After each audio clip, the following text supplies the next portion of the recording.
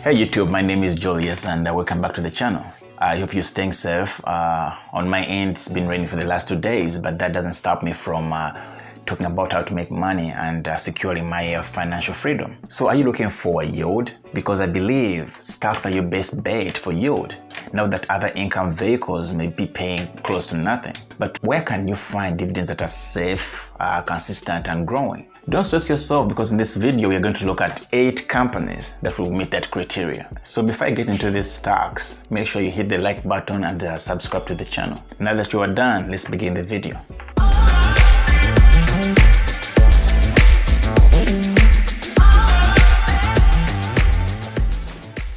So the first stock is going to be Microsoft. Now, of the 8 companies on my list, Microsoft is the only stock beating the market. Having climbed 36.85% year to date, I give it a B+ for dividend safety.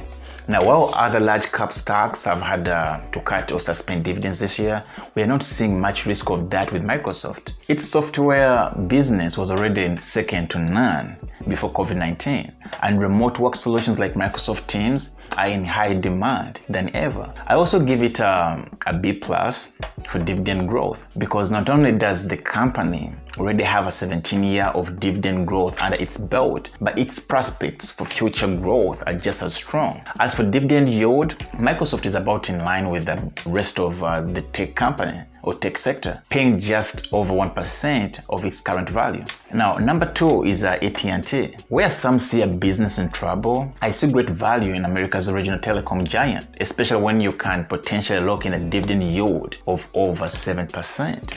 Now, while AT&T stock earns an A for dividend yield, I see some drawbacks too. The stock may pay substantially more than its peers, but other dividend factors are much less compelling. Now, AT&T's payout ratio, for example, is more than twice Microsoft, while the company carries substantially more debt. So I give it a safe dividend growth. Peers like Verizon have far outpaced AT&T's, and looking at their estimates for revenues, profits and cash flow, we expect that to continue. The other stock is Bank of America. Earnings season is upon us, and the bottom line for income investors is, are the dividends safe, strong and growing? Now, coming in just under 3%, Bank of America may not have the highest yield in the financial sector, but I give it an A+ for its dividend growth, because if I remember, as recently as 2015, Bank of America was paying just pennies in dividends. Since then, Bank of America dividend has enjoyed a 5-year compound annual growth rate of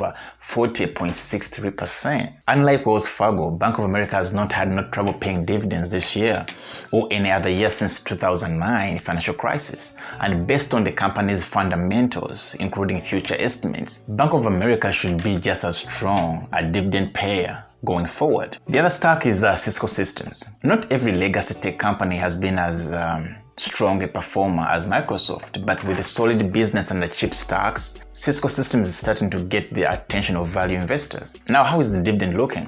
Frankly, Cisco's dividend growth could be better. While there are some red flags on the balance sheet, like the company's debt to earning metrics, overall Cisco rates fairly well on dividend safety. The other stock is ExxonMobil.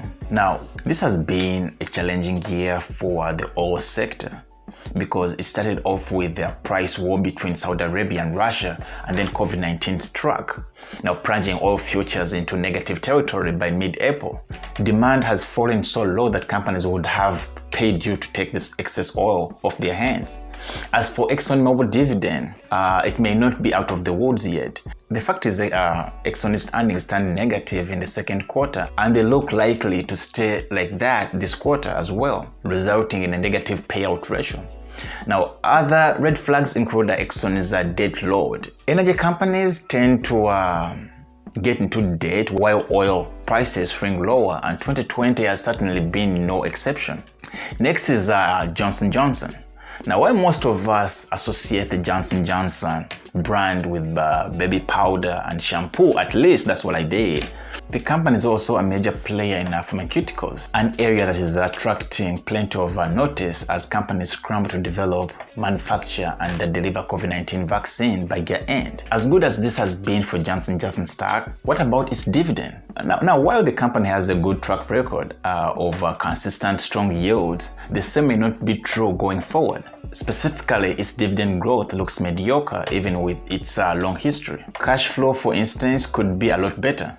Next is Verizon Communications. Another stock which is good for income is Verizon, which is also benefiting from a hard growth trend, in this case 5G wireless.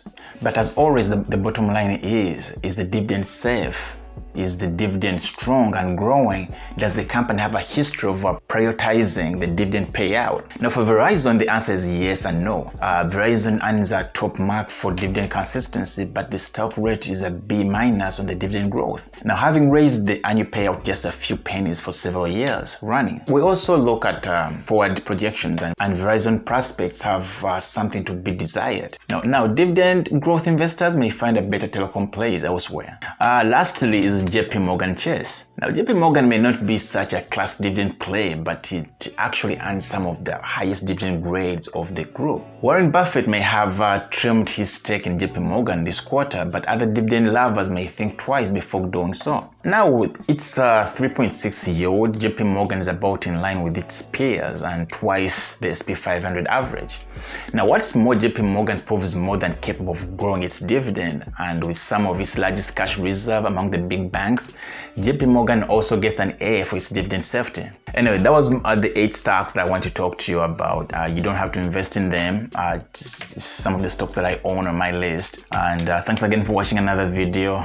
Make sure you subscribe to support the channel. And always remember, I'm not a professional advisor. So before you invest, seek professional help. Thank you. See you in my next video.